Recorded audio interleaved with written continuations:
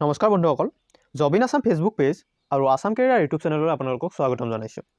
Bank of বৰোদাই এটা recruitment notice release কৰিছে আৰু এই ৰিক্ৰুটমেণ্ট নটিচখনত তেওঁলোকে 105টা পোষ্ট ৰিলিজ কৰিছে আৰু এই পোষ্ট গোটেইকেইটা গ্ৰেজুৱেটসকলৰ কাৰণেহে ৰিলিজ কৰিছে। চ' বলক এই ভিডিঅ'টোত আমি আলোচনা কৰোঁ সেই পোষ্টবোৰ কি আছে, কেনেদৰে আমি এপ্লাই কৰিব পাৰিম আৰু কিমান তাৰিখৰ পৰা আমি কিমান তাৰিখলৈ এপ্লাই কৰিব পাৰিম। এই গোটেইখিনি ডিটেইলছ আমি এই ভিডিঅ'টোৰ জৰিয়তে আলোচনা কৰিম। বলক ভিডিঅ'টো আৰম্ভ কৰোঁ। সো এইটো পেজত যদি আমি আহোঁ, এইটো পেজত স্ক্ৰল ডাউন কৰিলে ইয়াত দেখা হৈছে প্ৰথমতে পোষ্ট ডিটেইলছ দিয়া আছে আৰু পোষ্ট ডিটেইলছত প্ৰথমটোৱে দিয়া আছে manager digital fraud risk management আৰু ইয়াৰ কাৰণে 15টা পোষ্ট আছে। Qualification BE BTech computer science IT data science আৰু graduation in computer science. So' BE BTech এইখিনি যদিও নাথাকে, আপোনাৰ যদি কম্পিউটাৰ চায়েন্সত আপোনাৰ গ্ৰেজুৱেশ্যন হয় তেতিয়াহ'লে আপুনি এইটো কাৰণে এপ্লাই কৰিব পাৰিব। BCA BSc MCA এই যিকোনো ডিপাৰ্টমেণ্টত আপুনি গ্ৰেজুৱেশ্যন হ'লেই হ'ব। ITত যদি আপুনি BSc হয় তেতিয়াও কৰিব পাৰিব, নাইবা বেচেলৰ ইন কম্পিউটাৰ এপ্লিকেশ্যন হ'লেও এপ্লাই কৰিব পাৰিব। ইয়াৰ কাৰণে এক্সপিৰিয়েঞ্চ দিয়া আছে। যদি এক্সপিৰিয়েঞ্চ থাকে তেতিয়াহ'লে আপোনাক বেছি প্ৰেফাৰ কৰা হ'ব। এক্সপিৰিয়েঞ্চ নাথাকিলেও আপুনি এপ্লাই কৰিব পাৰিব, ফ্ৰেচাৰসকলেও এপ্লাই কৰিব পাৰিব। 2 নম্বৰ পোষ্টটো আছে ক্ৰেডিট অফিচাৰ MSME ডিপাৰ্টমেণ্টৰ আৰু ইয়াৰ কাৰণে 15টা পোষ্ট আছে। Qualification graduate in any discipline আৰু পোষ্ট গ্ৰেজুৱেশ্যন যদি আপোনাৰ থাকে তেতিয়াহ'লে প্ৰেফাৰ কৰা হ'ব বেছিকৈ। Diploma in management with specialisation in finance banking forex or credit, ইয়াৰ ভিতৰত থাকিলে আপোনাৰ প্ৰেফাৰটো বেছি কৰা হ'ব। এক্সপিৰিয়েঞ্চ দিছে মিনিমাম 8 ইয়াৰ্ছ যদি থাকে প্ৰেফাৰ কৰা হ'ব। 3 নম্বৰতে পোষ্ট আছে ক্ৰেডিট অফিচাৰ MSME ডিপাৰ্টমেণ্ট, ইয়াৰ কাৰণে পোষ্ট আছে 25টা আৰু qualification graduate in any discipline আৰু যদি আপোনাৰ এক্সপিৰিয়েঞ্চ আছে তেতিয়াহ'লে আপোনাৰ প্ৰেফাৰেঞ্চ বেছি দিয়া হ'ব।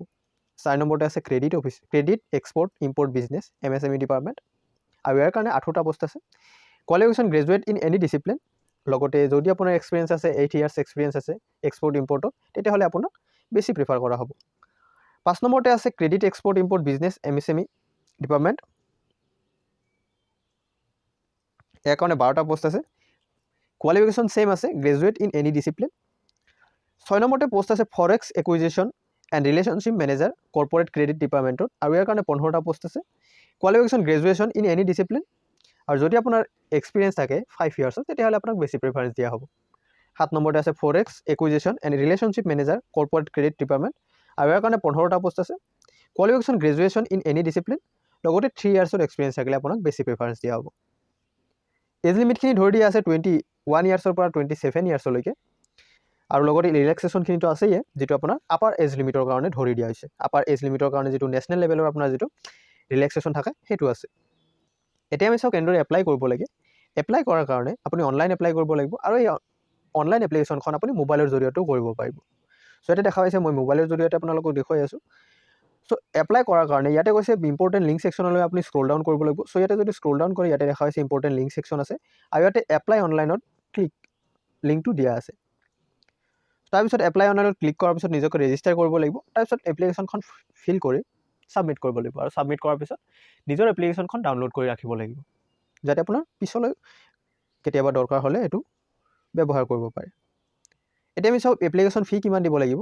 SC ST পাৰ্চন উইথ ডিজেবিলিটিসকলৰ কাৰণে 100 ৰুপিজ প্লাছ এপ্লিকেবল টেক্স কিনি ল'ব লাগিব আৰু যদি পে'মেণ্ট গেটৱেত কিবা চাৰ্জ থাকে।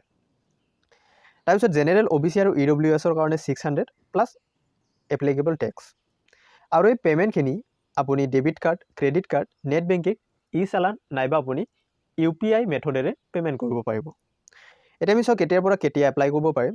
চ' এপ্লিকেশ্যন বিগিন হৈছে 4 তাৰিখে 4/3/2022, 4 তাৰিখে এপ্লিকেশ্যন আৰম্ভ হৈছে আৰু লাষ্ট ডেট অফ এপ্লিকেশ্যন আছে 24/3/2022, অৰ্থাৎ 24 তাৰিখে লাষ্ট ডেট এপ্লাই কৰাৰ। আৰু ইয়াতে এপ্লিকেশ্যন লিংক দিয়া আছে, এডভাৰ্টাইজমেণ্ট ডিটেইলছটো দিয়া আছে, লগতে অফিচিয়েল ৱেবছাইটৰ লিংকো দিয়া আছে। চ' আপুনি যদি ইচ্ছা কৰে এইখিনি ব্যৱহাৰ কৰি আপুনি আৰু বিতংভাৱে তথ্যখিনি জানিব পাৰে। যদি আপুনি এপ্লাই কৰোঁতে কিবা অসুবিধা পায়, যদি কিবা সুধিব লগা থাকে আপুনি কমেণ্ট কৰিব পাৰে আমাক। চ' ফ্ৰেণ্ডছ, যদি ভিডিঅ'টো ভাল লাগিছে তেতিয়াহ'লে লাইক কৰক, শ্বেয়াৰ কৰক নিজৰ বন্ধুবৰ্গৰ লগত আৰু যদি আপুনি ফেচবুক পেজত চাই আছে তেতিয়াহ'লে ফেচবুক পেজটো ফ'ল' কৰিবলৈ নাপাহৰিব আৰু যদি আপুনি ইউটিউবত চাই আছে তেতিয়াহ'লে ইউটিউবত ছাবস্ক্ৰাইব কৰিবলৈ নাপাহৰিব। চ' ফ্ৰেণ্ডছ, থেংকছ ফৰ ৱাচিং।